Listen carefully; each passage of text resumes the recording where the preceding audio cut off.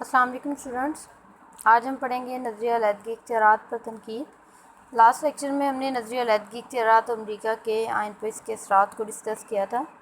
امریکہ میں یورپ میں اس نظریے کو بہت پسند کیا گیا تھا۔ یہ وہ دور تھا جب کہ عوام جو ہے وہ ظلم کے شکنجے میں جکڑے ہوئے تھے اور انہوں نے اس نظریے کو اپنے لیے نجات کا باعث سمجھا تھا۔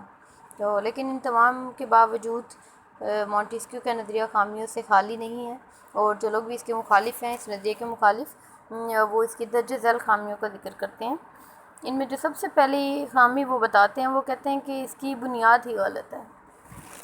یہ جو نظریہ ہے، یہ اس کی جو بیس ہے، جو فلسفہ، وہی ٹھیک نہیں ہے۔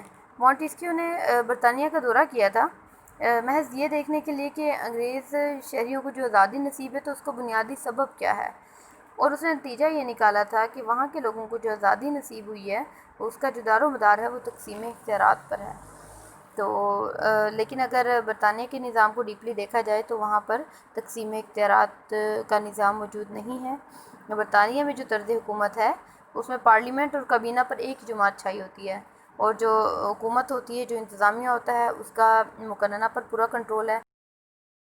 جو ہے وہ جو کہ کابینہ کی طرف سے پیش کیا جائے اس کو جو مقننہ ہے وہ مسترد نہیں کر سکتی، یعنی کہ انتظامیہ مکمل طور پر قانون سازی پر اثر انداز ہوتی ہے، ٹھیک ہے۔ تو اس لحاظ سے اگر دیکھا جائے تو مونٹیسکیو کا جو نظریہ ہے اس کی بنیاد ہی باطل ہو جاتی ہے، ٹھیک ہے جی۔ نیکسٹ اس میں اشتراکی عمل کا خاتمہ ہے، تو وہ کہتے ہیں کہ حکومت جو ہے ایک جسم کی مانند ہے، اور یہ جو حکومت کے 3 آرگنز کا جو ذکر کرتا ہے مونٹیسکیو، جس میں عدلیہ ہے، انتظامیہ اور مقننہ ہے، یہ ایک جسم کے اعضاء ہیں، اور جسم کا کوئی بھی ایک عضو جو ہے وہ دوسرے سے الگ ہو کر کام نہیں کر سکتا، اور اس طرح سے جو سارا جسم ہی مفلوج ہو کر رہ جاتا ہے، ٹھیک ہے۔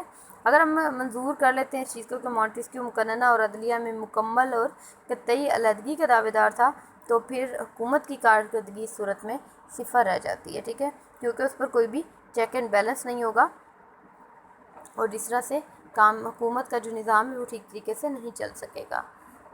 نیکسٹ ہے قانون سازی میں عدلیہ کی اہمیت۔ قانون ساز اسمبلی کا جو اجلاس ہوتا ہے اس کی ایک مدت ہوتی ہے، کتنے عرصے کے بعد اجلاس ہونا ہے، ٹھیک ہے۔ اگر اس درمیانی وقفے میں حکومت کو ایمرجنسی میں کوئی قانون بنانے کی ضرورت پیش آتی ہے تو ایسے میں کیا ہوتا ہے، جو انتظامیہ ہوتی ہے وہ عارضی طور پہ قانون بنا لیتی ہے، جس کو آرڈیننس کہا جاتا ہے، ٹھیک ہے۔ یہ آرڈیننس میں آپ دیکھ چکے ہیں کہ صدر مملکت جو ہے ایک سرکاری حکم نامہ جاری کر دیتا ہے جس کو آرڈیننس کہا جاتا ہے، جس کی مدت 4 ماہ ہوتی ہے، ٹھیک ہے۔ تو اس کے علاوہ اب یہ کام تو مقننہ کا ہے، ٹھیک ہے، لیکن ضرورت پڑے تو انتظامیہ کو بھی یہ کرنا پڑ سکتا ہے۔ اس کے علاوہ قانون سازی کے ماخذوں میں عدلیہ کو عدلیہ کس طرح سے قانون سازی کرتی ہے جی؟ کچھ ایسے مقدمات ہوتے ہیں جن میں قانون خاموش ہوتا ہے، ٹھیک ہے، تو ایسے میں جج کیا کرتا ہے، جج اپنی عقل و فراست سے کام لے کر جو فیصلہ دیتے ہیں وہ بھی قانون کا درجہ رکھتے ہیں۔